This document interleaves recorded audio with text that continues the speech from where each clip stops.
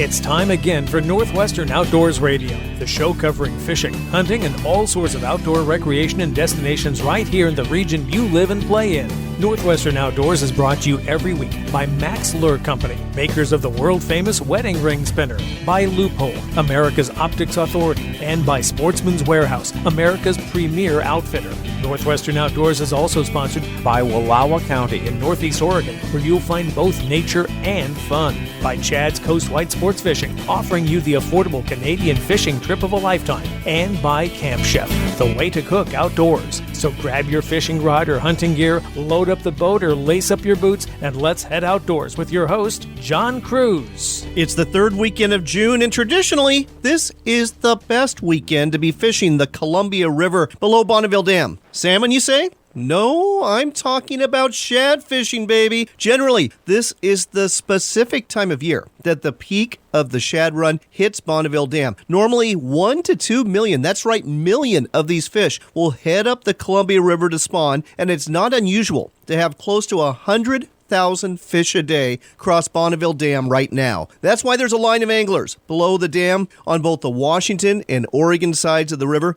I've been there, had a lot of fun whenever I've gone. I like to use a summer steelhead rod, spool it with 8 to 12 pound tests for these feisty fighters that weigh anywhere from 1 to 5 pounds. Here's the drill. You tie a shad dart to the end of your line. It's an odd-shaped jig head with a hook, and then you have a leader, goes up to a swivel, and you can either use a dropper weight or a sliding weight or even a keel weight, about half ounce, maybe 3/4 of an ounce, depending on the current, and you just cast that slightly upstream. Reel in slowly, keep your gear off the rocks, and usually, as you begin to swing back that last quarter towards shore, that's when the fish are going to bite if they're there. I've been down there on days where a friend and I have caught some 35 shad in a couple of hours. It can be that good. The table fare of the American shad is, well, a bit questionable in my opinion, but these oily fish make for great bait for both sturgeon and for crabbing. Give it a try sometime. I think you'll enjoy it. You'll probably get hooked like I have. This week on Northwestern Outdoors, we've got fishing, hiking, and more on tap for you.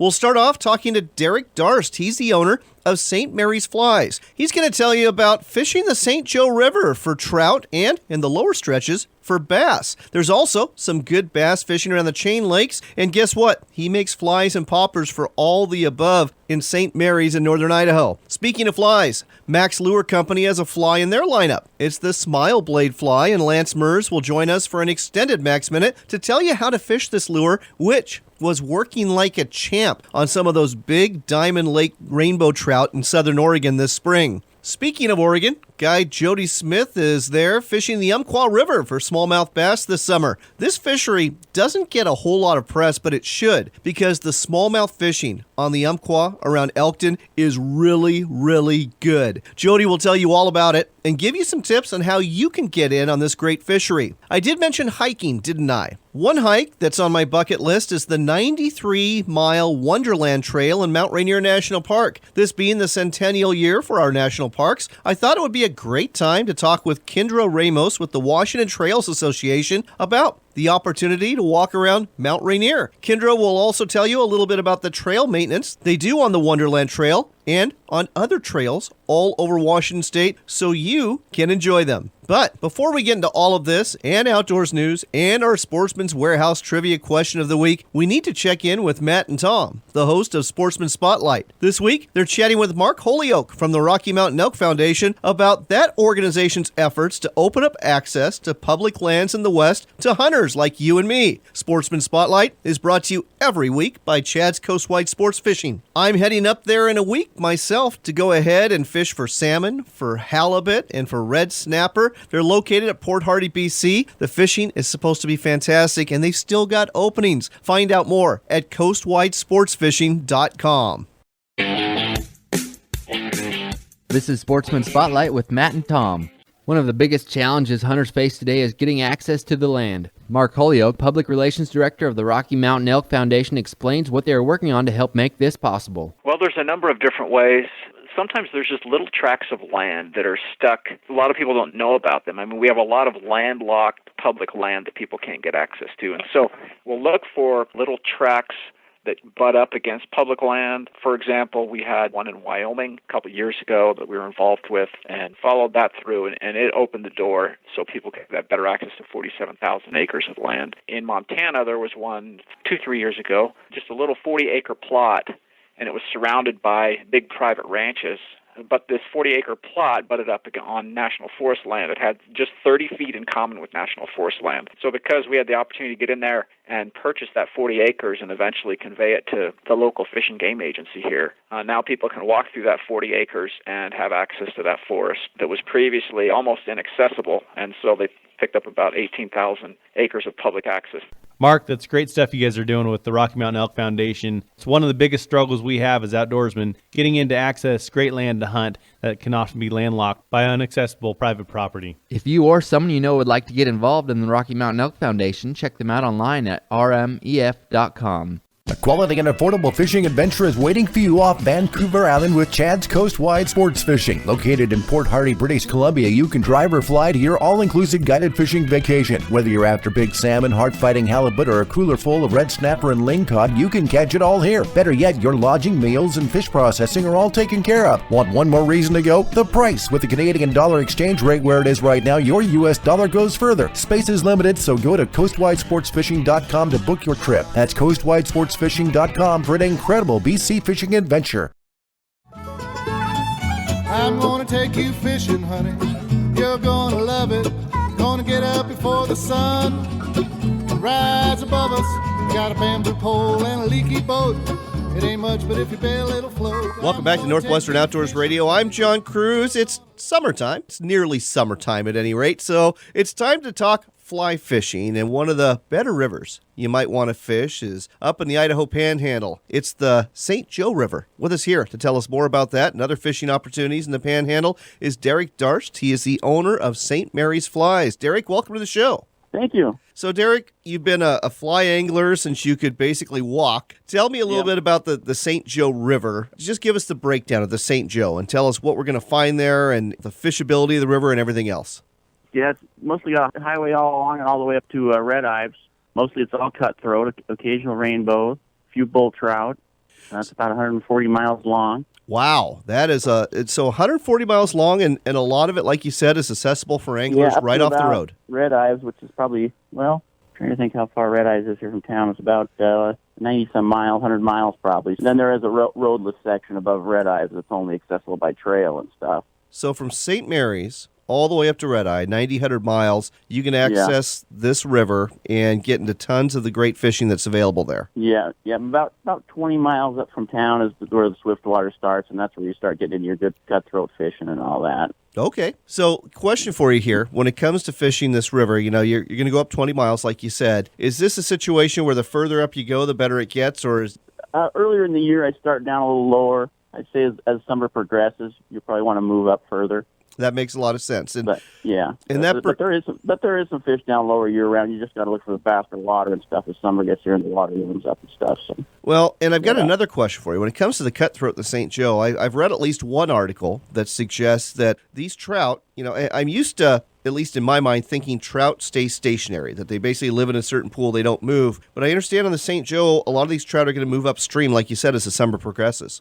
Yeah, I think, quite a bit, yeah. But a lot of times, I mean, there was a place there last year. There was this one cutthroat. I caught it probably just about every week. It was there in the same spot. So, sometimes I don't know how much some of them move. Some of them do, but a lot of them spend a lot of time in the same spot, I think, too. So. Okay. Well, that's more than fair. Yeah. Here's another question for you. When it comes to the cutthroat, when it comes to the rainbows, what kind of size are we looking at? What's the average size, and then what's the biggest fish you've got? I'd say that the average cutthroat is probably, I'd say, 12, 13 inches. Nice. You're always hearing people talking about the 20 inches, but I catch a few 18 inches a year. I've caught a few 19s. 16, 17 inches are pretty common. I was up there Friday. I think I probably caught 3 that were in that 16 to 18 inch range. Oh, my gosh. But some days you catch more than that. Some days you catch less. But quite a few in that 16, 17 inch range. Occasionally 18s.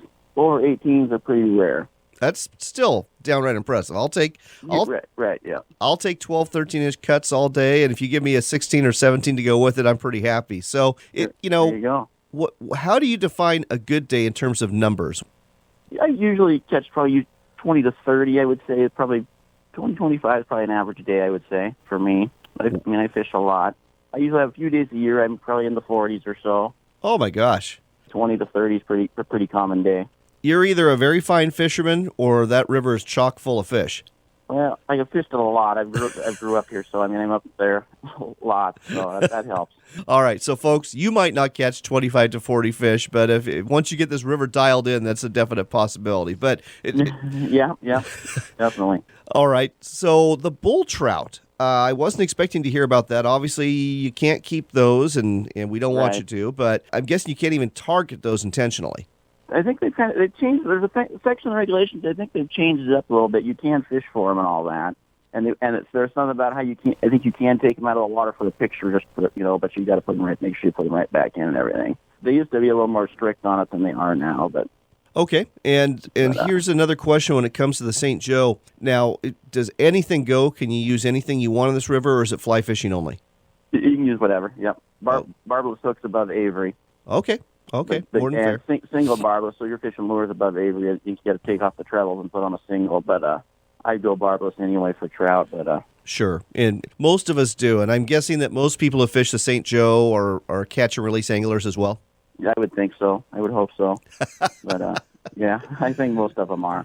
All right, so that's the St. Joe. Now, here's a question for you. You are a fly tyer. Two flies. If you were going to do a two-fly competition on the St. Joe and you're fishing it in the summer, what are the two flies you would use? Number one, it would be like a red-bodied Turk's tarantula. Oh. That fly, yep, I love that fly. And you can fish it wet, you can fish it dry. It amazes me how many flat fish I catch just at the end of your drift, just swinging it in the current, actually. Wow, okay. A red or a burnt orange body. And number two, it kind of depends on the time of year, summertime. And Goddard caddis I do very well in the summer up there. I had a feeling you were going to say a caddis. Summertime fly. Uh-huh. I like that, yeah. And get hoppers in August. That makes sense. In August, start using hoppers. This time of year, lot more mayflies and stuff. Depends on the time of year, but the Turk's tarantula, red or kind of burnt orange body. That's probably number one. There you go. Folks, listening to Northwestern Outdoors Radio, we're talking to Derek Durst. He's the owner of St. Mary's Flies. We've been talking about fishing the St. Joe River. Now, I was on your Facebook page, and again, that Facebook page, folks, is just St. Mary's, and it's spelled Marie's, but it's pronounced Mary's Flies. Right. And you had some absolutely beautiful poppers and flies for bass fishing. Where are you bass fishing around St. Mary's? In fact, yesterday I was just down here by town in the river. I caught a few smallmouth right here by town. Down here in the lower part of the Joe, there's a lot of smallmouth anymore. Really? Yeah, lots. Yeah, I caught some last night just right here by town. I just took my kayak downtown here and caught some. But and then you get down towards the mouth of the river, you got Coeur d'Alene Lake, you got Round Lake, Chat-Colette, Benoit, and then we also have the chain lakes up the Coeur d'Alene River there. Within 45 minutes, there's, I think, like 9 lakes or something. So, plus there's a few other little lakes right around here. So, there's lots of bass fishing around here. So, most of the lakes, I'm guessing it's a largemouth bass show instead of a smallmouth bass? There's a lot of both anymore. A lot of smallmouth anymore too. Oh, a lot of pike.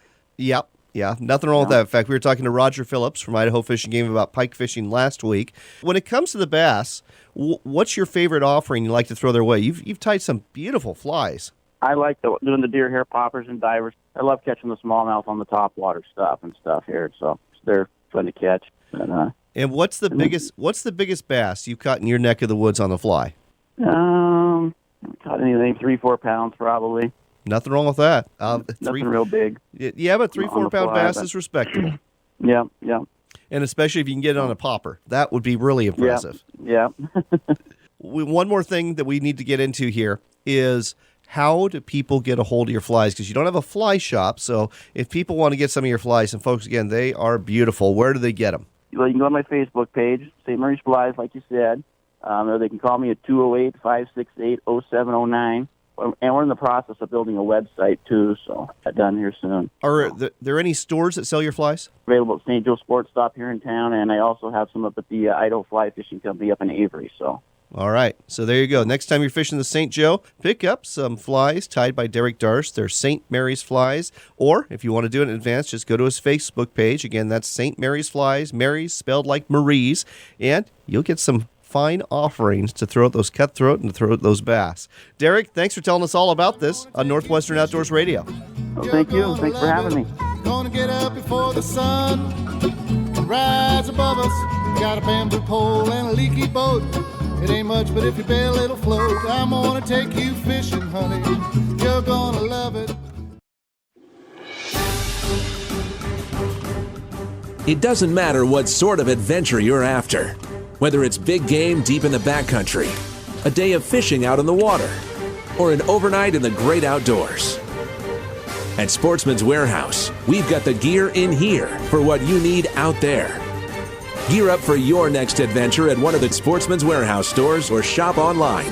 Sportsman's Warehouse, America's premier outfitter.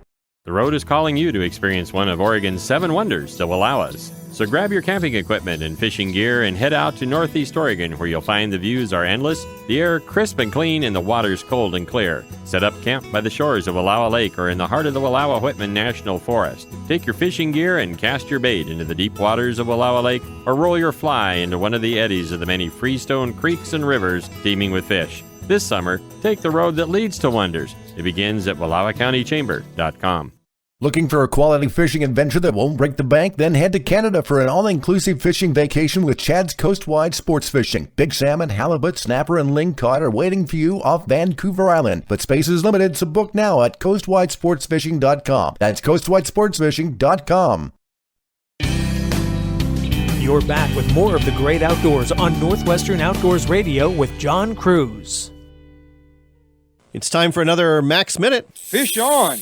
Brought to you every week by Max Lure Company. With us again, Lance Murs. Lance, summer is here. That means those high mountain lakes are opening up in the Rockies and the Cascades. And one thing that a lot of folks will do is either take a float tube or a car topper and they'll head on out to the lakes and do some trolling. Any suggestions on what they ought to use? One of the things that you could use, John, is called the Max Lure Smile Blade Fly. This thing is phenomenal. It's a modified woolly bugger pattern, and it looks like a fly. It's got a size 2 hook, but there's a 0.8 smile blade on top of it, which is really cool because it allows you to match the hatch a lot more effectively. You take that smile blade off, you pop another smile blade on, you put a couple of bullet weights or split shot weights on it, you can cast it out there. But not only can you cast it, you can troll it, you can drift it, you can put it on a bottom walker if you wanted to. This thing is versatile as versatile can get. You know, I was at a little fishing derby down at Diamond Lake in Southern Oregon about a month ago, and several of the anglers were using these smile blade flies, and just about every one of them were catching some really nice rainbow trout with them. They definitely work, and I think that Mylar blade with the flash makes a huge difference in terms of, you know, attracting trout that might not otherwise be interested in a streamer. Yep, and they come in 8 different body colors, so you can use it anywhere you want to.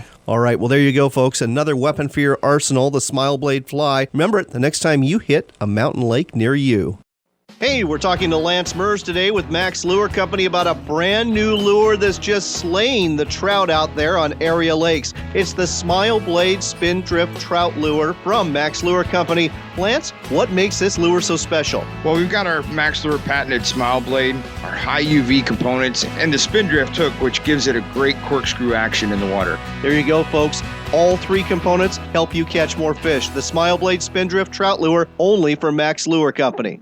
Looking for a quality fishing adventure that won't break the bank? Then head to Canada for an all-inclusive fishing vacation with Chad's Coastwide Sports Fishing. Big salmon, halibut, snapper, and lingcod are waiting for you off Vancouver Island. But space is limited, so book now at coastwidesportsfishing.com. That's coastwidesportsfishing.com.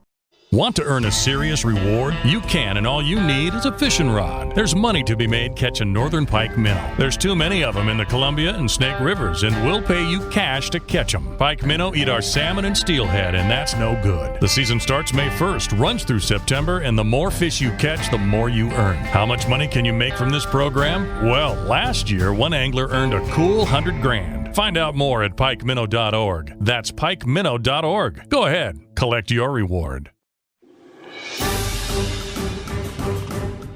It doesn't matter what sort of adventure you're after, whether it's big game deep in the backcountry, a day of fishing out on the water, or an overnight in the great outdoors.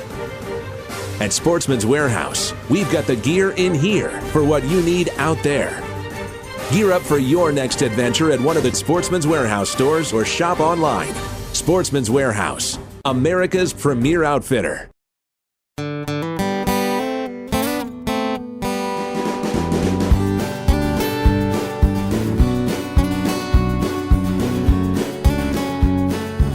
Welcome back to Northwestern Outdoors Radio. I'm John Cruz. It is, well, for all practical purposes, it is summer now, and that means it's hiking season. And you might want to consider visiting our national parks this year. One of them is Mount Rainier National Park. It is the 100-year centennial for the national parks here in the United States. And if you go there, and if you're in a mood to hike, consider hiking the Wonderland Trail. With us here to tell you more about it is Kendra Ramos with the Washington Trail Association. Kendra, welcome to the show. Great. Thanks for having me. So, Kendra, the Wonderland Trail, 93 miles, goes around the mountain. I understand you've hiked a fair amount of it. Yeah, I've had the opportunity to do portions of it. It's definitely on my wish list to do the whole thing. So tell our listeners a little bit about this experience. You know, where do most people access the Wonderland Trail, and what are they going to find as they navigate their way around Mount Rainier on it? Sure. So it's just that, right? It's an opportunity to experience kind of so much of what the mountain has to offer. So you get beautiful waterfalls, big trees and ferns, and then you make it up to kind of the big vistas, and you can kind of see for miles. So it's really a fantastic opportunity to experience all of that. There's, of course, it's a loop, so you can go clockwise or counterclockwise. Most folks go clockwise, and kind of where you put in on the trail depends as folks try and spread out, but wherever you do it, there's just great things to see along the way. So 93 miles. Obviously, this is going to take a few days to do. Are there some campsites along the way that are basically national park campsites, or is it pretty much just primitive dispersed camping? No, there's definitely established camps for the majority of the hikes, kind of depending on how you map it out. And you plan your trip out and get kind of permits for your campsites. And then there are places where you can get backcountry permits from the park as well. And there are places where it makes sense to do that. But for the most part, you have kind of some established camps as you go. Well, I think you answered my next question in terms of, do you need to reserve these campsites in advance? It sounds like you do if you're getting permits. Yes, so there is a permit system for the Wonderland, but this year is kind of a unique year for hiking the Wonderland in that there's no reservation system. So permits are pretty much on a walk-up basis as you're planning your trip. You can get them the night before you head out and go into the Park Service station, and they will actually help you settle your permits there. Oh, interesting. So here's a question. Let's say there's a campsite that has, we'll just say hypothetically, 10 campsites. If you're going about it this way, if you're the 11th person in there, are they going to say, I'm sorry, there's no more permits? Or is it just whoever gets there first gets the campsite? No, it is permitted, and so you do always want to have a plan B, and that's something that I think every hiker is kind of, we know that things out in nature don't always go like you expect, so you tend to have a plan B. And I know that the folks I've talked to, the Park Service has been really great at helping kind of suggest alternative itineraries if you do need to switch it up a little bit. Let's go ahead and talk about some of the things you're going to see along the way. You mentioned some of the generalities, but you know, when I'm hiking in the mountains, I'm a big fan of lakes and streams. Are any of these campsites or any of these destinations bordering lakes or streams as you hike the Wonderland Trail at Mount Rainier? Yes, there's a fair amount kind of where you are within water, and there's actually like some of the places where you can start or just do a portion of it. One of my favorite lakes at Mount Rainier is Mowich Lake, and there's actually a campground, a very small kind of walk-in campground right at the lake there. So you can get a little taste of it, and then even just day hike out of there, which is fantastic. You can go up to Tolmy Peak, which is one of my favorite places in the park. Go ahead and tell me more about this lake and this peak. How long of a day hike is this? Tolmy, it's about 7 miles round trip, and so it's you start at kind of Mowich Lake, and you walk around kind of half the lake and kind of break off, and then do a little bit of a kind of woodsy ramble as you climb, and you'll actually drop by a second lake, Eunice Lake, which is just a tiny little lake, but depending on the weather, it's definitely a welcome reprieve. how long you've been on trail. Oh, yes. And then just from Eunice Lake, you can actually see the lookout.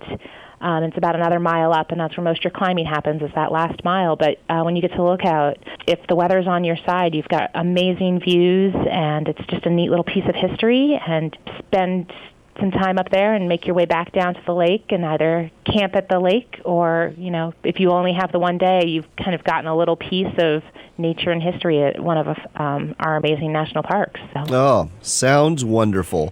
You're listening to Northwestern Outdoors Radio. I'm John Cruz. We're talking with Kendra Ramos with the Washington Trails Association. Now, Kendra, in addition to going on lots of hikes, the Washington Trails Association plays an important role in Washington State in terms of doing maintenance projects to keep our trails in shape. And I understand that there's some that are taking place on the Wonderland Trail at Mount Rainier National Park.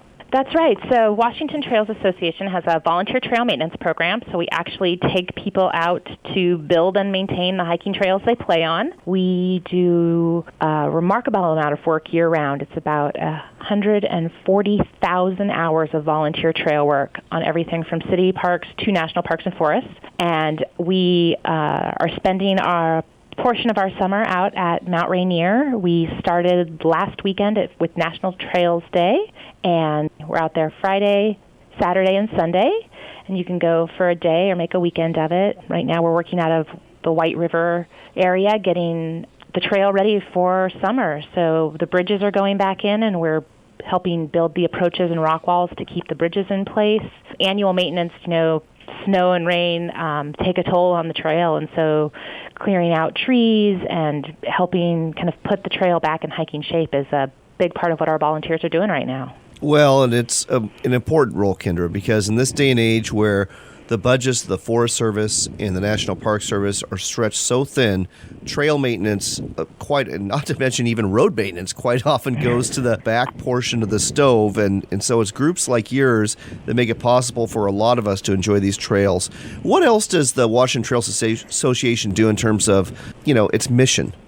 Sure. So Washington Trails Association, we're a statewide nonprofit hiking organization really working to protect and promote the places we love. So we, in addition to volunteer trail maintenance, have a great hiking guide at WTA.org where folks can learn about new hikes and through our trip reports get current trail conditions because, of course, experiencing a place is the first part of making someone a passionate steward for protecting it. And with that, then we have an advocacy program. So in addition to doing the work on the ground, we work to organize hikers to speak out for trails at both the national level and in Olympia to ensure that there is funding for trail maintenance for public lands and really protecting those places that we love. And then we have a youth program that's really working to inspire the next generation of hikers, whether it's helping families learn the tips and tricks for a great day on trail or helping kids under 18 give back through stewardship. We really want to make sure that hikers of all ages understand the power and joy of being outside and want to be a part of protecting it. Absolutely. We've got to go, but folks, trust me on this. The WTA website, those trip reports and the hiking guide that you're going to find there, invaluable resources.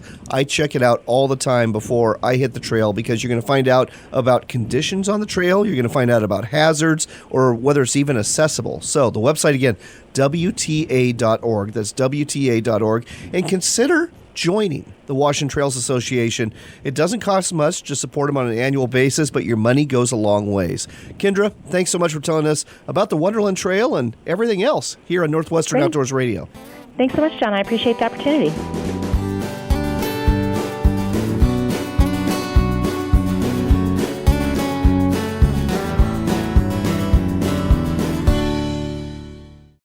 Need a lightweight camp stove for your next adventure? The new Striker Series stove from Camp Chef is the perfect solution. 2 models of this single-burner stove let you cook using propane or isobutane. The heat ring technology built into the stove's cookware lets you boil water in less than 2 minutes. And like everything else in the Camp Chef line, the Striker Series stove is built tough. If you hike, paddle, hunt, or fish and cook while you do it, you're going to love the Striker Series stove. Find it at your local sporting goods store or at campchef.com. Camp Chef, the way to cook outdoors. Leupold has been building optics in Oregon since 1907, and Leupold binoculars bring excellent optical performance and modern styling to the serious outdoorsman. Whether you're a boater, birder, backpacker, or hunter, Leupold's state-of-the-art binocular lines are sure to fit your needs. From the Poro Prism Yosemite series to the top-of-the-line McKinley Roof Prism, Leupold has a product that is perfect for the passions you pursue. Visit Leupold.com or your local Cabela's, Buy Mart, or Sportsman's Warehouse to see the full line of Leupold optics.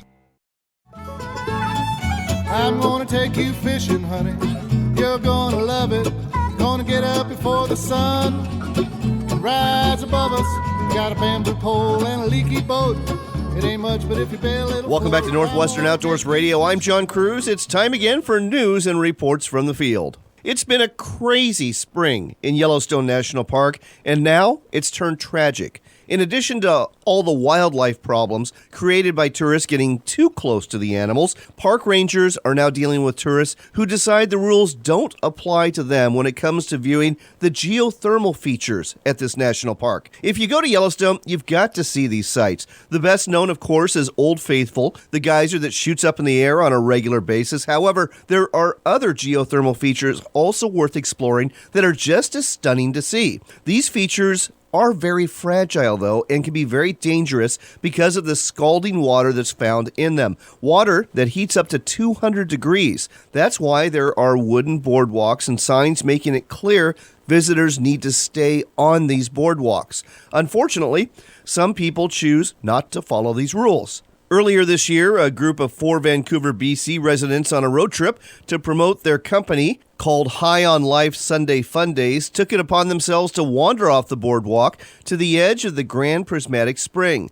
They then photographed themselves and posted the images on Facebook, where they were promptly shamed by thousands and thousands of people. The group tucked their proverbial tail between their legs and hoofed it back to Canada, which was smart because the U.S. Attorney's Office in Wyoming has issued warrants for their arrest should they come back to the United States. It's not just these 4 Canadians who are being dumb about this. Nope, there's Americans too. A 13-year-old boy was recently burned after his father, who was carrying him, slipped into a hot spring. And 2 weeks ago, 23-year-old Colin Scott from Portland, Oregon, ventured 225 yards off the boardwalk with his sister before he fell into a hot spring at the Norris Geyser Basin. Park rangers were unable to retrieve his remains. I feel sorry for the rangers at Yellowstone. All tourists have to do is follow the rules and show some common sense. Unfortunately, with over 4 million visitors last year and probably more this year celebrating the National Park Service's 100-year anniversary, there are sure to be more foolish acts occurring this summer. To the men and women working at this park,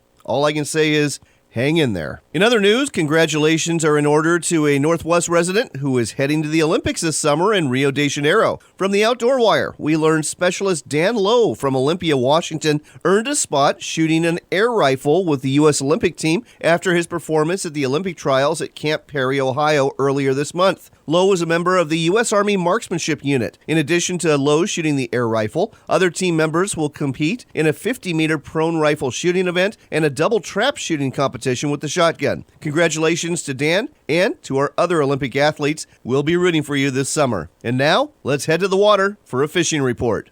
Next on Northwestern Outdoors Radio, we get to talk to one of my favorite fishing guides in the Northwest. It's Jody Smith. He guides for all sorts of fish on the Umpqua River in Southwest Oregon. Jody, welcome to the show. Hey, glad to be on. Jody, smallmouth bass. I got to fish the Umpqua when I was staying at the Big K Guest Ranch. Had an incredible day fishing for smallmouth bass. That river is just chock full of smallies, isn't it? It is plumb full, and the nice thing about it is it's a nice river to fish, and there's just not a lot of pressure down there. I had a trip yesterday, and we went an 8-mile drift and never saw another boat. Well, the other thing about the Umpqua is, most people think of this as a salmon stream, a steelhead stream, and you tell folks that it's a great smallmouth bass stream, and they kind of start scratching their heads because it doesn't seem to equate that you would have all 3 species in the same river. It's tailor-made for smallmouth. There's tons and tons and tons of crawdads in that river, and that's their main food source.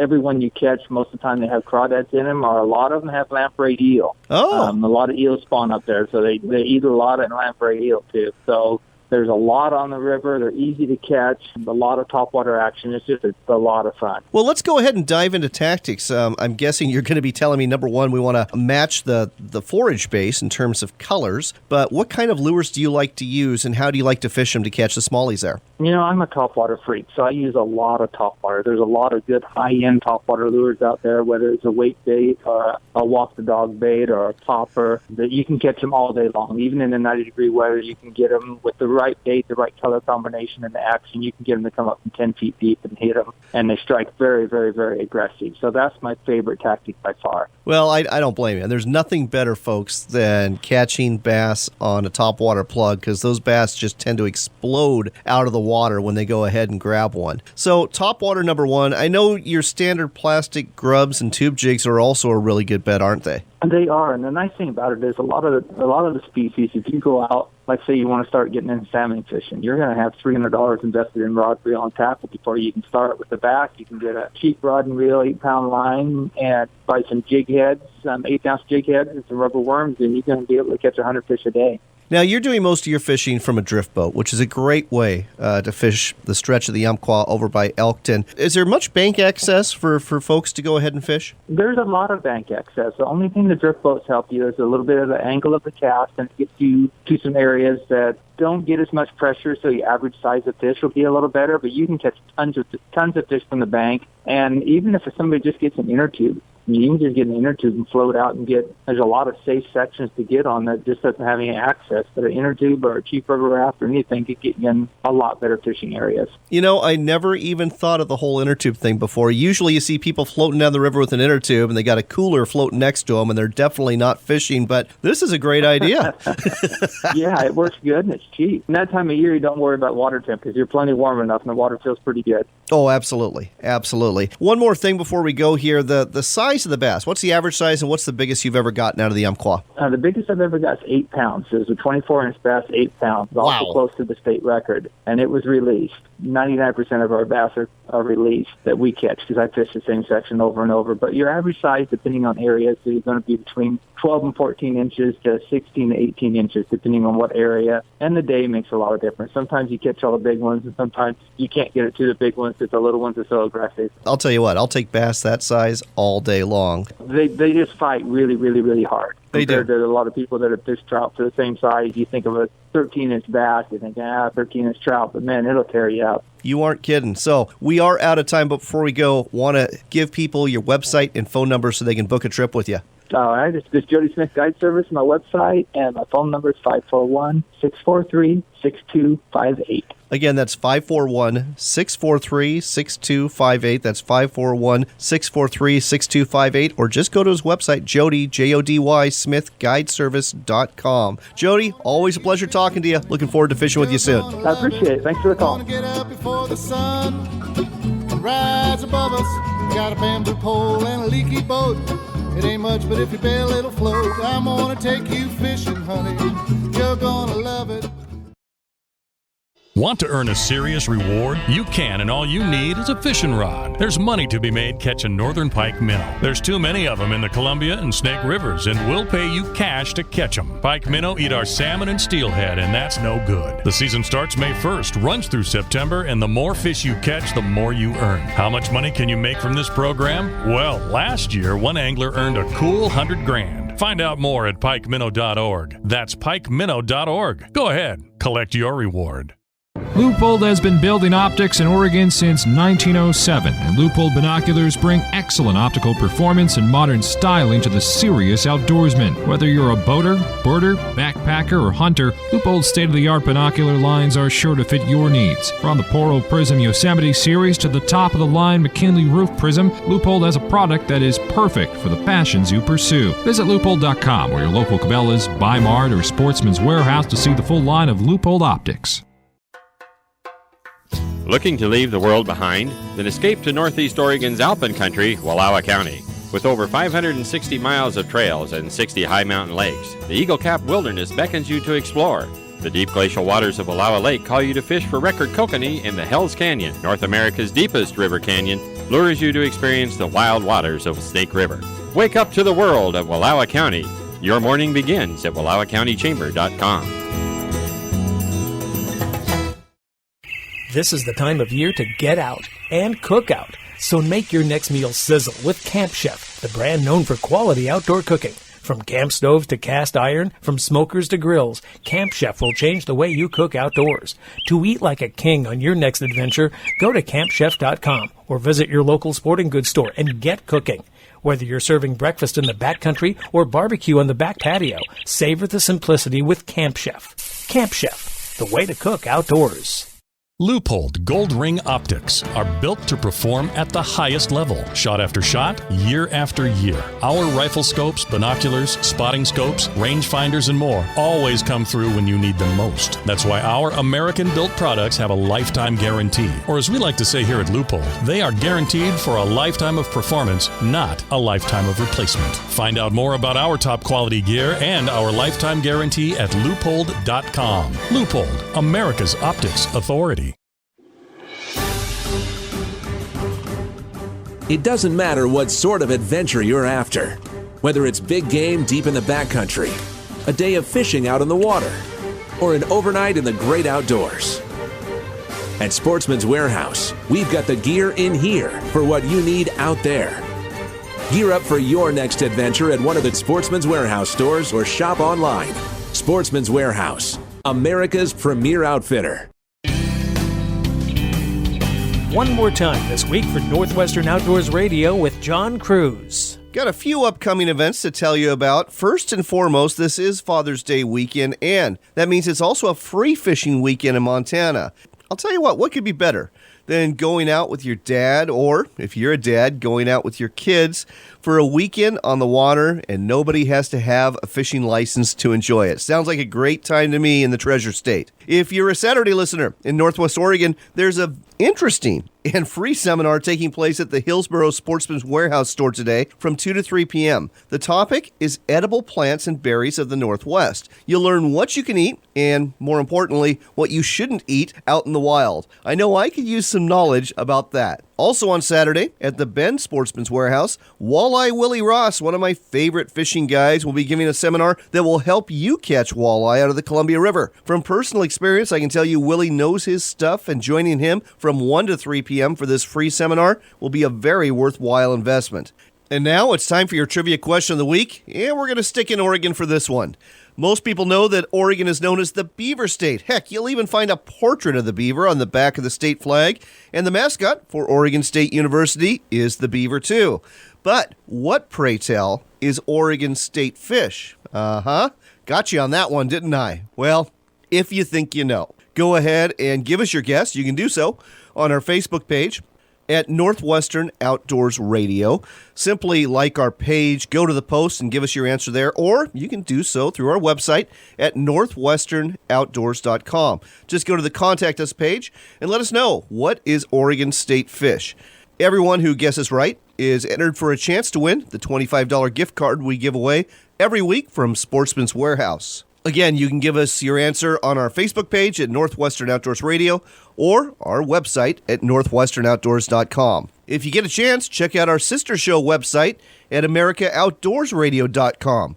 We've got our most recent broadcast there for you to listen to, and we are now up to 23 stations in 5 states. So go to the TuneIn page and see if a station near you is airing this brand new show presented by Northwest Sportsman Magazine. Another website to check is RenoViolaOutdoors.com. That's the home of WRVO Radio, an internet station dedicated to outdoors programming 7 days a week. You'll hear America Outdoors Radio there several times every Friday, and this show several times on Wednesdays. The website again, RenoViolaOutdoors.com. That's all for this week. For all of you fathers out there, and for mine too, happy Father's Day. I hope you'll be able to spend some time in the woods, on the beach, or on the water enjoying it. Until next time, take care, God bless, and make it a point to spend some time outdoors.